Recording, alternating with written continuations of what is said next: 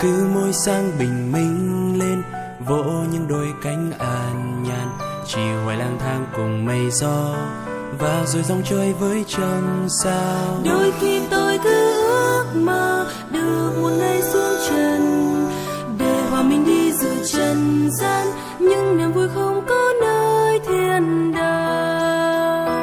Lần đầu tiên biết yêu thương, biết quan tâm, biết hy vọng, biết rằng tuy có những muôn phiền vẫn không ngăn nổi những ước mơ. và lần đầu tiên biết vu vơ, biết nhớ nhung đến một người. Lần đầu tiên tôi nhớ về một ánh mắt luôn dõi theo ngọt ngào.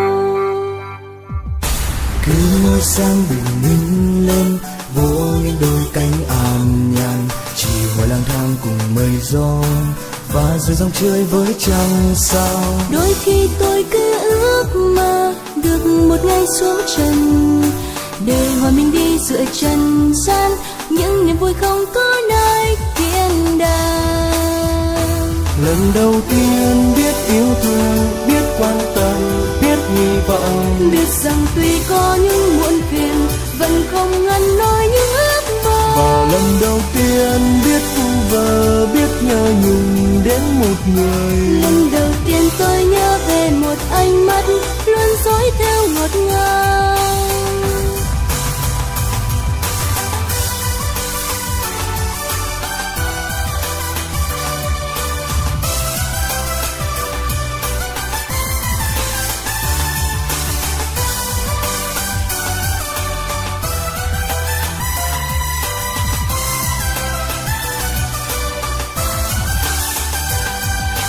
Cứ mỗi sáng bình minh lên, vỗ những đôi cánh an nhàn, chỉ hoài lang thang cùng mây gió và rồi dòng chơi với trăng sao. Đôi khi tôi cứ ước mơ được một ngày xuống trần, để hòa mình đi giữa trần gian, những niềm vui không có nơi thiên đàng.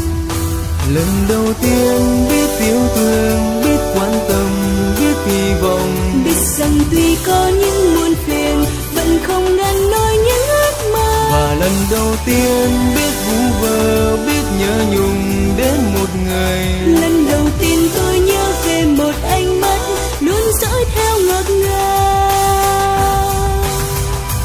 Lần đầu tiên biết yêu thương, biết quan tâm, biết hy vọng, Biết rằng tuy có những muôn phiền vẫn không ngăn nổi những ước mơ. và lần đầu tiên biết vu vơ, biết nhớ nhung đến một người. Lần đầu tiên tôi nhớ về một ánh mắt luôn dõi theo ngọt ngào.